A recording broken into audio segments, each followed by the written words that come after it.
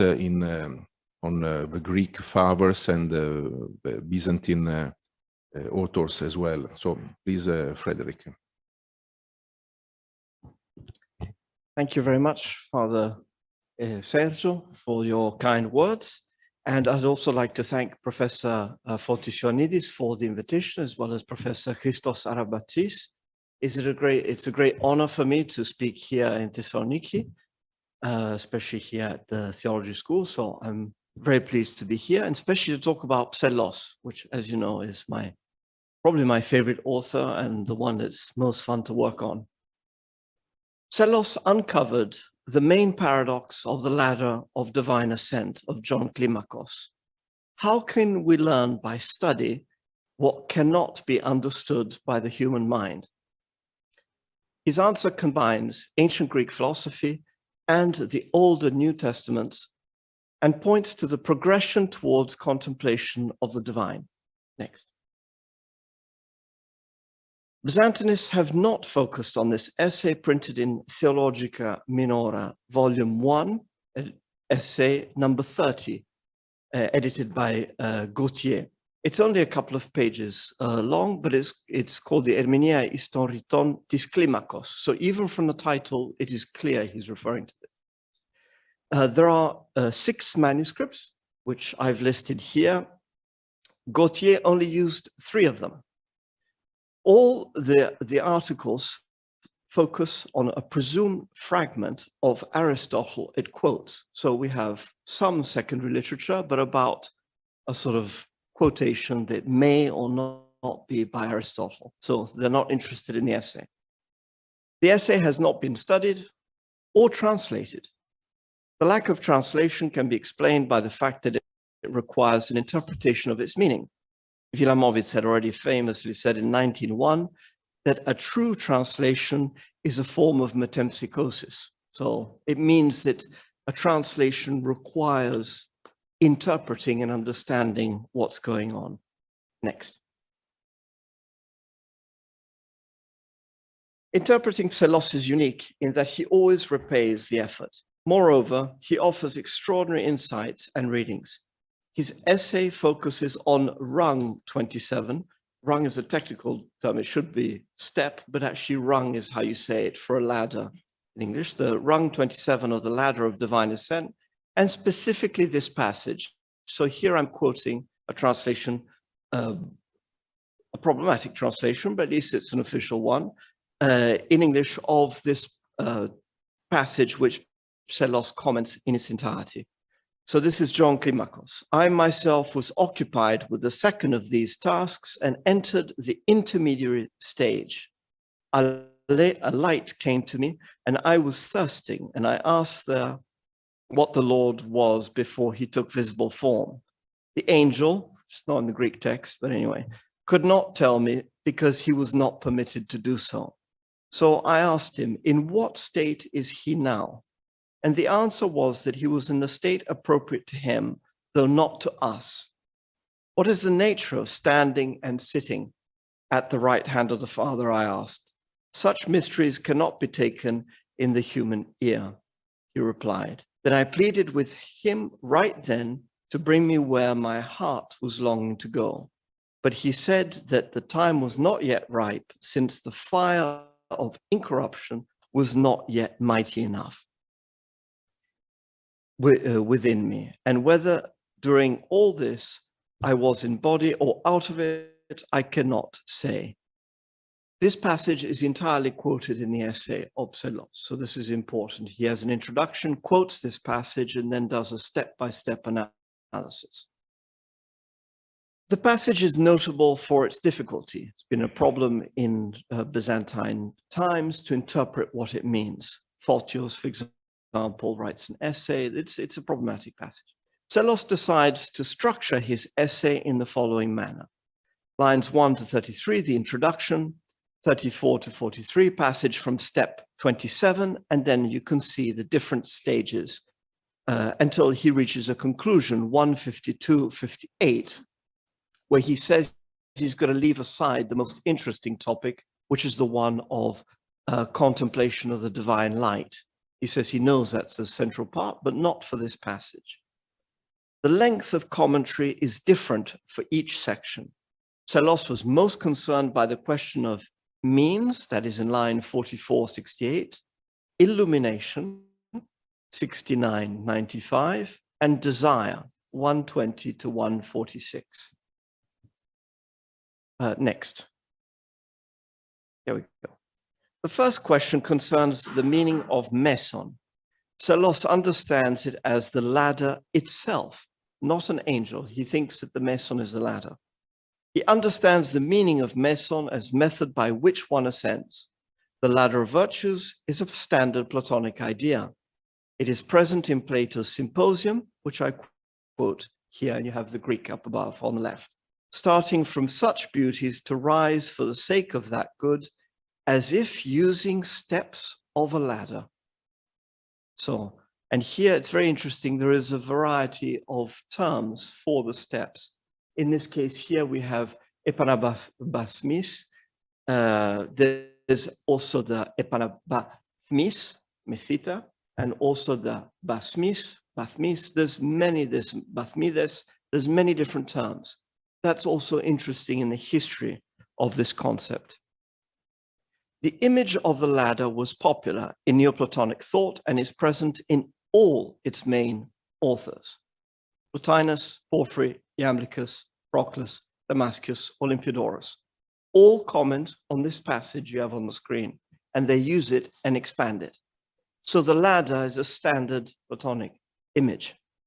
Psellos also indicates that climbing up the ladder is like the soul growing wings.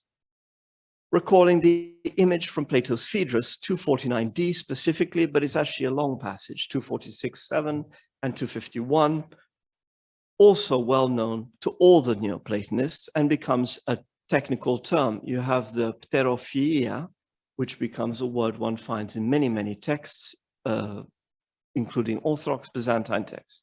Here's the passage I'm quoting, it's the one on the right. When he sees the beauty on earth, remembering true beauty, he feels his wings growing and longs to stretch them for an upwards flight, but cannot do so, and like a bird, gazes upward and neglects the things below.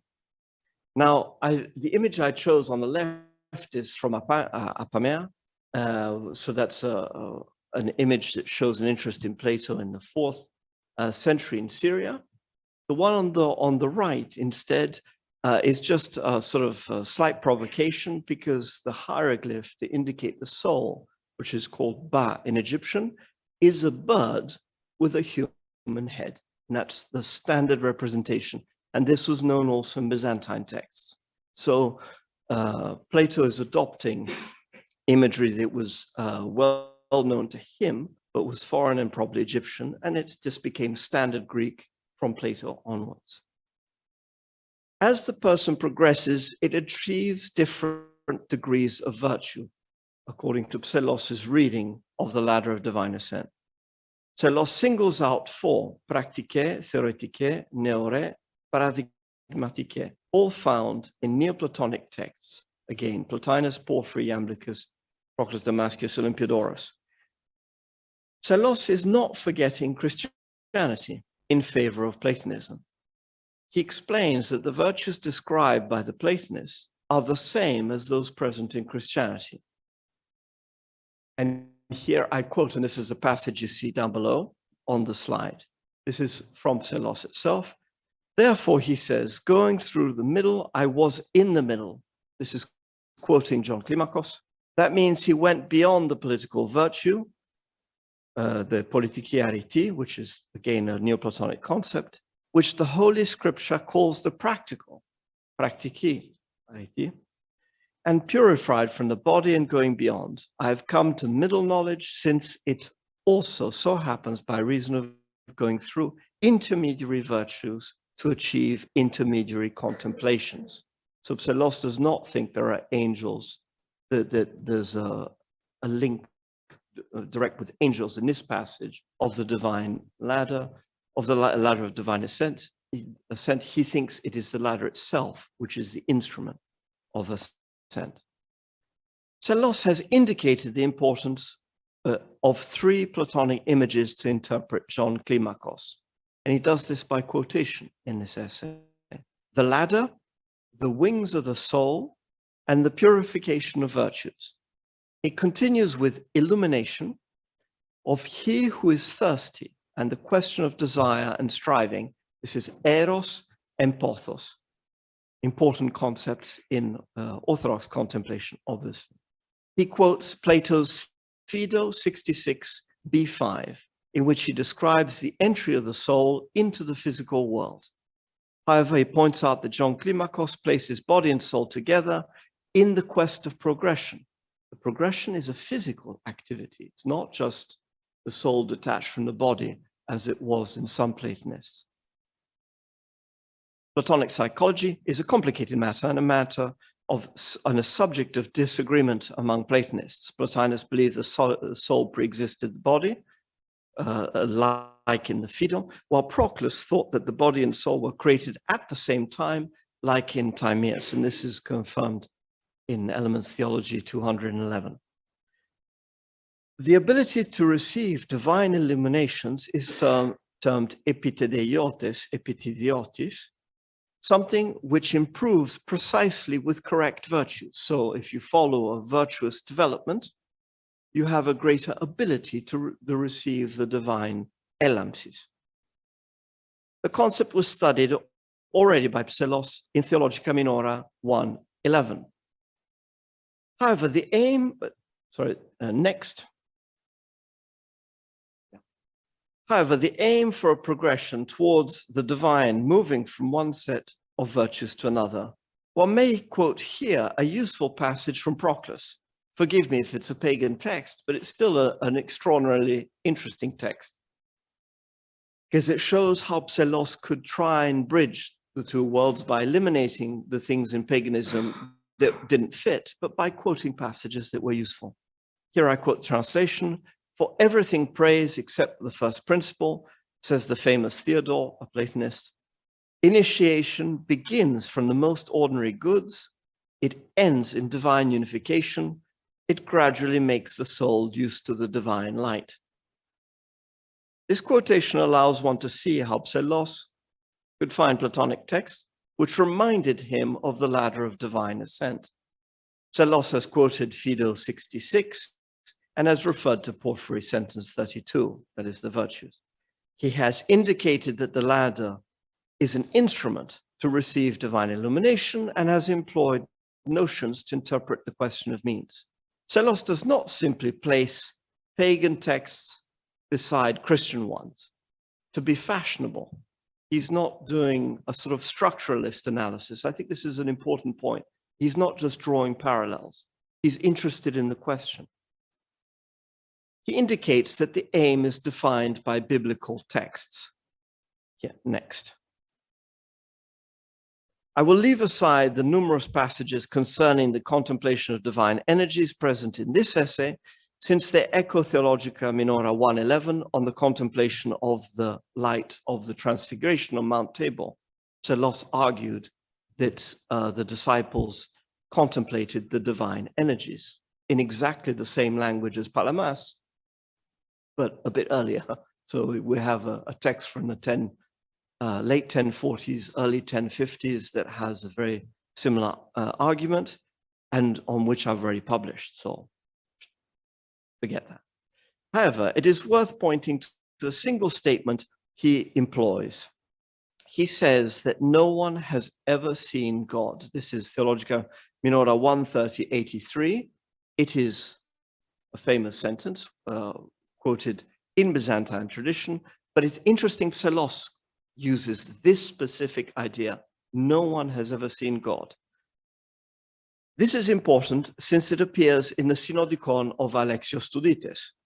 So the version of the Synodicon, the last version, which was a unified Synodicon for all the Orthodox Church.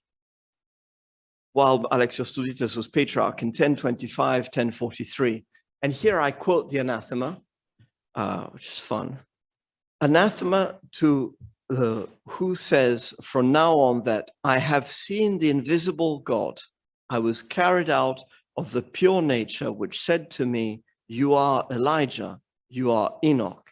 You are John, my beloved disciple, or rather, you are my beloved son. I think it is possible to argue this text is from around 1030, 1035. So this is just a few years before Psellos' text. So they're almost contemporary. Psellos indicates, and just as an interesting extra, in case you are not thinking regularly of Alexios Studites, he's actually very interesting because he wrote a typikon for a monastery that then doesn't survive, but was translated into Slavonic, and it is the foundation document for the monastery of the caves in Kiev. So it's an extremely important text, and there you have the actual beginning, and you have the passage which indicates that the typikon comes from Alexios Studites there in the Slavonic. Psellos indicates that God appears in images in the Old Testament. Psellos is interested in Dalmata in this point. He has been seen as Bezek 130:86, quoting Ezekiel 1:4, and Yel 130:87, quoting Ezekiel 1:14. These two terms are important since they're quite rare in Greek. They're Hebrew terms, not translated, just transliterated from the Hebrew, so it's quite unusual.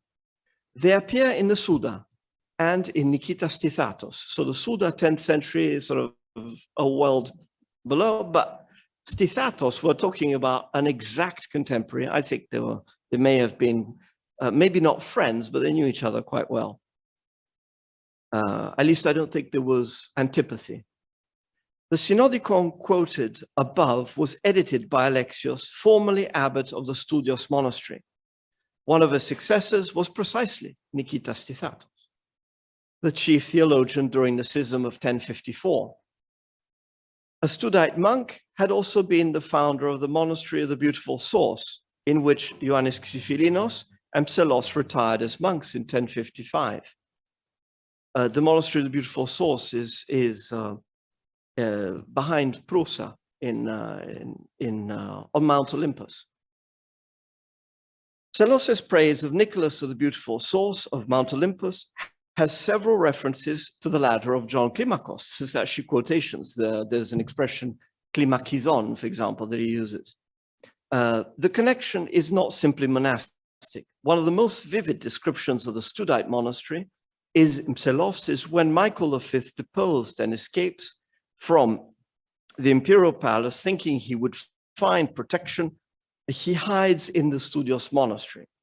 Psellos carefully describes the scene and, more importantly, his distance from the emperor who had previously promoted him. The imperial palace had a link with the Studios monastery. Moreover, the mistress of the emperor, Constantine IX Monomachos, Maria Sclirena, bought the monastery in which Nikitas Stithatos' spiritual father was the abbot, the monastery of Aios Mamas, in which Saint Simon the new theologian had been igumenos.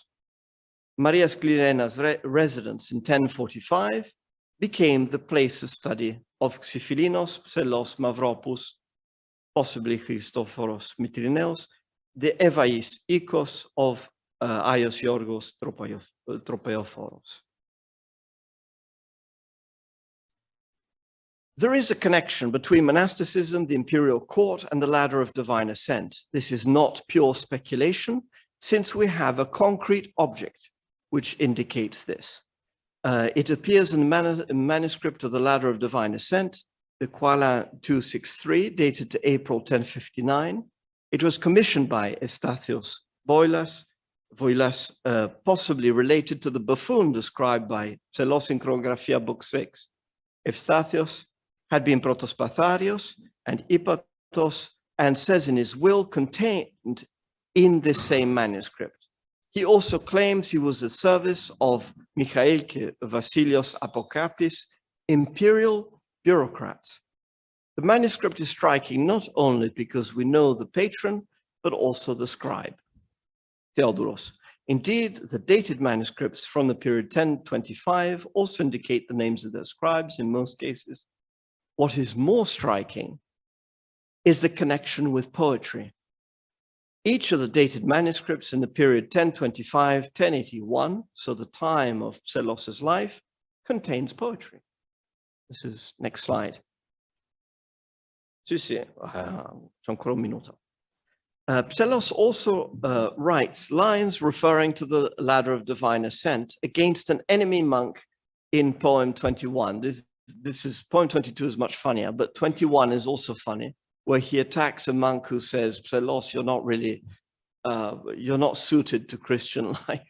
And so Psellos gets very upset and writes this attack, poem 21. But in this passage, we have, and you have the Greek there, a direct allusion to the ladder of divine ascent in poetry.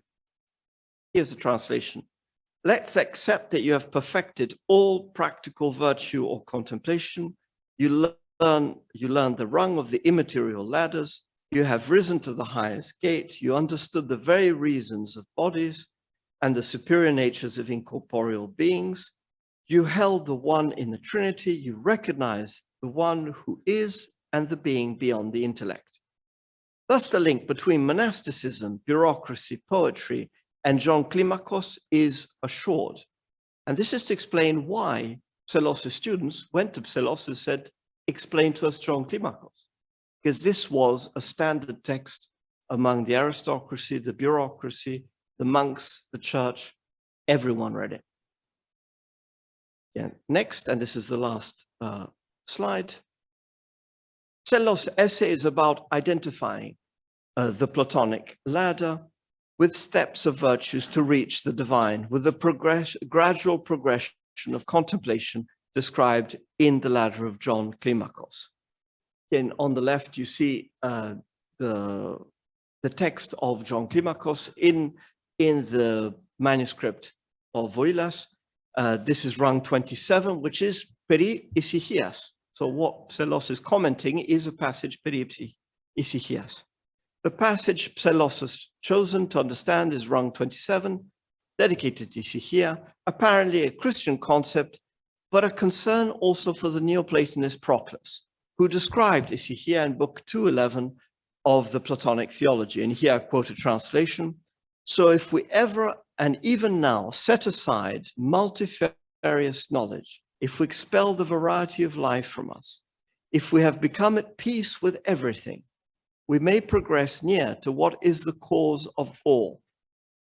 May the peace for us be of opinion and imagination, and may the peace not be of our passions, which are obstacles to the rising path towards the first principle. On the contrary, the air is calm and everything is calm. May everything raise us towards the participation of the ineffable by a stable power.